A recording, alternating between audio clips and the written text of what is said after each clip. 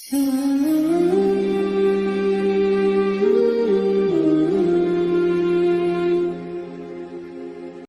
اللہ الرحمن الرحیم نحمدہ ونصلی ونسلم علی رسولہ الکریم اما بعد فاعوذ باللہ من الشیطان الرجیم بسم اللہ الرحمن الرحیم وما اصابکم من مصیبت فبما کسبت ایدیکم ویعفو عن کثیر صدق اللہ مولانا العظیم۔ محترم ناظرین، آپ دیکھ رہے ہیں نور اسلام چینل۔ آج کا میرا موضوع ہے زلزلے کیوں آتے ہیں۔ قرآن پاک کی آیت آپ کے سامنے تلاوت ہوئی۔ اللہ کا ارشاد ہے وما اصابکم من مصیبت فبما کسبت ایدیکم ویعفو عن کثیر۔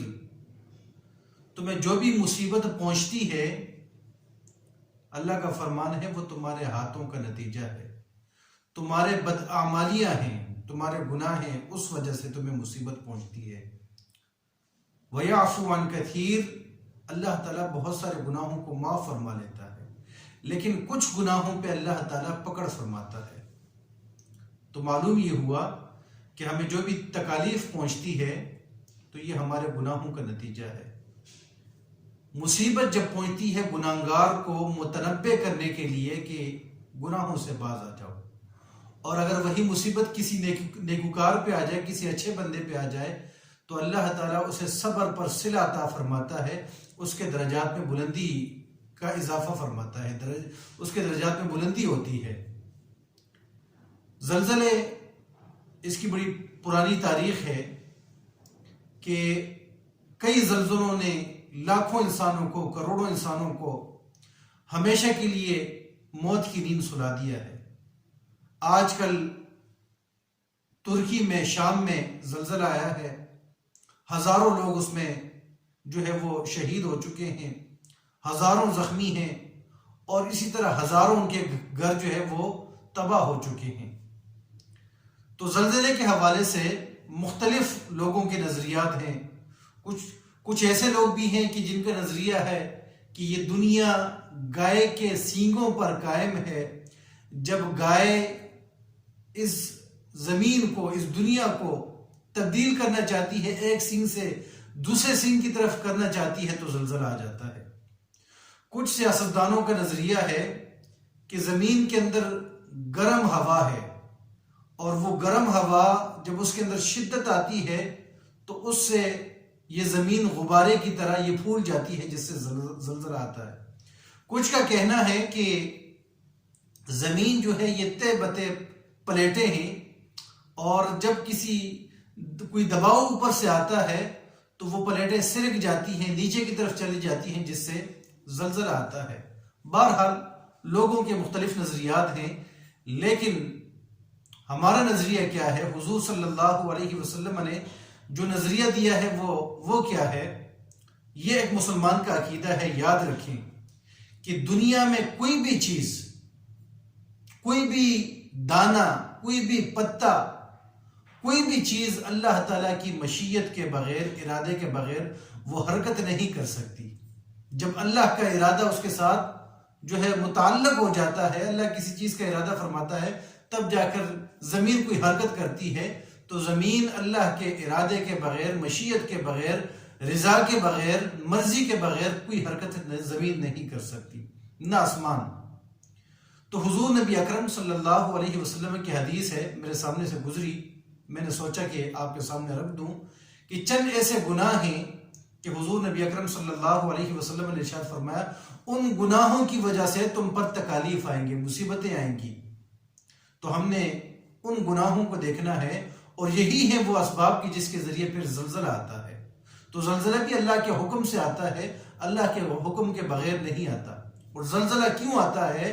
حضور نبی اکرم صلی اللہ علیہ وسلم نے چند چیزیں بیان فرمائی ہیں، میں نے اسے تحریر کر کے 12 جو ہے وہ میں نے چیزیں بنائی ہیں، 12 نمبر بنائے ہیں کہ حضور نے ان گناہوں کا جو ہے وہ بیان فرمایا کہ ان گناہوں سے بچو، وگرنہ تم پر سرخ آندھی آئیں گی، طوفان آئے گا، اور زلزلے آئیں گے، اسی طرح تم زمین کے اندر دسا دیے جاؤ گے، صورتیں مسخ ہو جائیں گی، اور آسمان سے پتھر برسانا شروع ہو جائیں گے اگر تو یہ ان گناہوں سے باز نہیں آؤ گے۔ گناہ کیا ہیں؟ اور آج وہ سارے کے سارے گناہ، آج کی وہ ساری بری عادتیں ہمارے اندر موجود ہیں۔ میں وہ حدیث آپ کے سامنے رکھتا ہوں، آپ تجزیہ کیجئے، آپ مشاہدہ کیجئے کہ دیکھیں یہ سارے گناہ ہمارے اندر موجود ہیں۔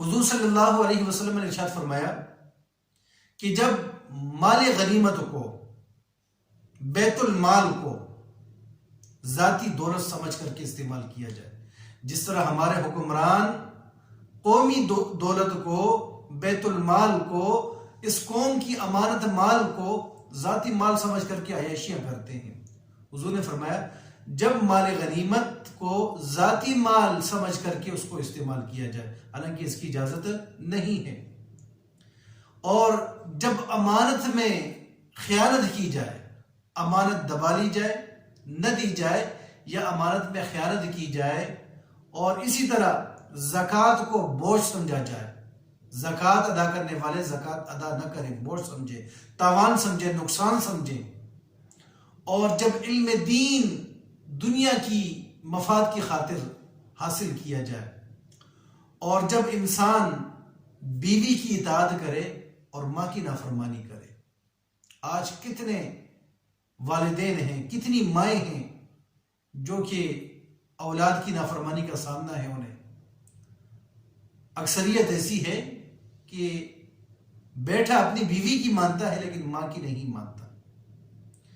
تو حضور نے فرمایا جب انسان بیوی کی اطاعت کرے اور ماں کی نہ مانے، ماں کی نافرمانی کرے، بیٹا اپنے دوستوں کو قریب رکھے، ان کی دوستی کا خیال رکھے، ان کی رضا کا خیال رکھے، اور اپنے والد کو دور کر دے، اس کی ناراضگی کا خیال نہ رکھے، اس کی خدمت کا خیال نہ رکھے، والد کو دور کر دے اور دوست کو قریب کر دے، اور جب مساجد میں شور و غل ہو، مساجد اللہ کی عبادت کے لیے ہیں، ذکر و فکر کے لیے ہیں، لیکن وہاں یہ چیزیں نہ ہوں، ویسے شور و غل ہو، دنیاوی باتیں ہوں اور لوگوں کی باتیں ہوں، شور و غل ہو۔ اسی طرح قوم و ملت کی قیادت فاسق و فاجر کرے۔ دیکھیں ہمارے قائدین کون ہیں، ہم پہ حکمرانی کرنے والے کون ہیں؟ تو حضور نے فرمایا جب قوم کی، ملت کی قیادت کوئی فاسق و فاجر کرے، بدکار کرے، شرابی، کبابی اور زانی، بد کردار، بد اخلاق، بد دیانت، یہ قوم کی قیادت کرے، اور انسان دوسرے انسان کی عزت صرف اس کے شر سے بچنے کے لیے اس کی عزت کرے، انسانیت کے ناطے نہیں، اس کے شر سے بچنے کے لیے اس کی عزت کرے، اور گانے بجانے والوں کی کثرت ہو اور سامان گانے بجانے کی بھی کثرت ہو۔ جس طرح آج ٹک ٹاک دیکھیں، ہر کوئی میراثی بن چکا ہے، ہر خاتون جو ہے وہ ناچ رہی ہے،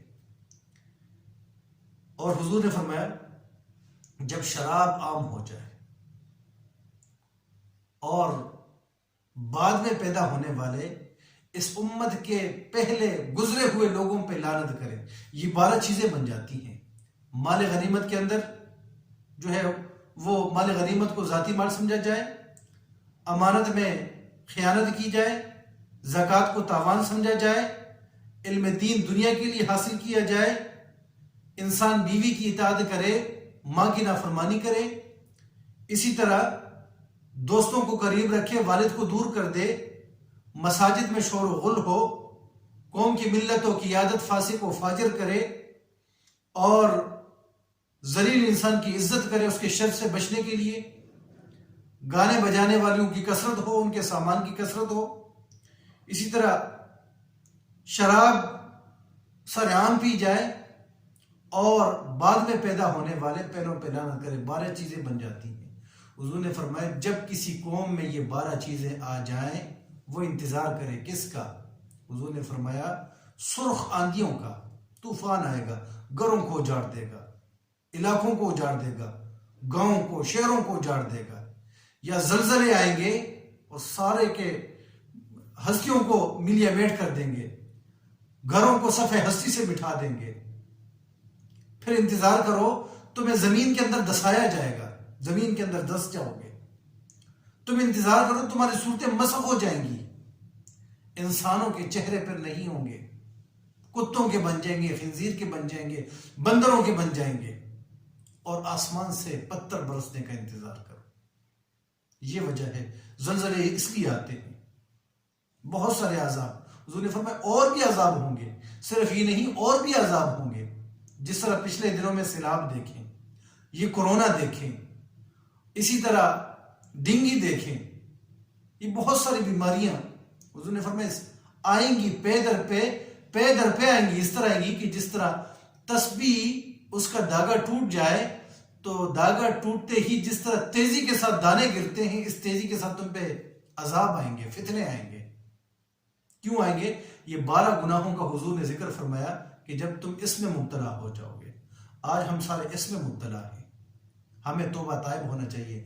میں نے ایک رپورٹ دیکھی پاکستان کے لیے کہ پاکستان میں 48 یا 72 گھنٹوں میں شدید زلزلہ آ سکتا ہے، قبل اس کے کہ وہ زلزلہ آئے، اور اگلے لمحے ہم نہ ہوں.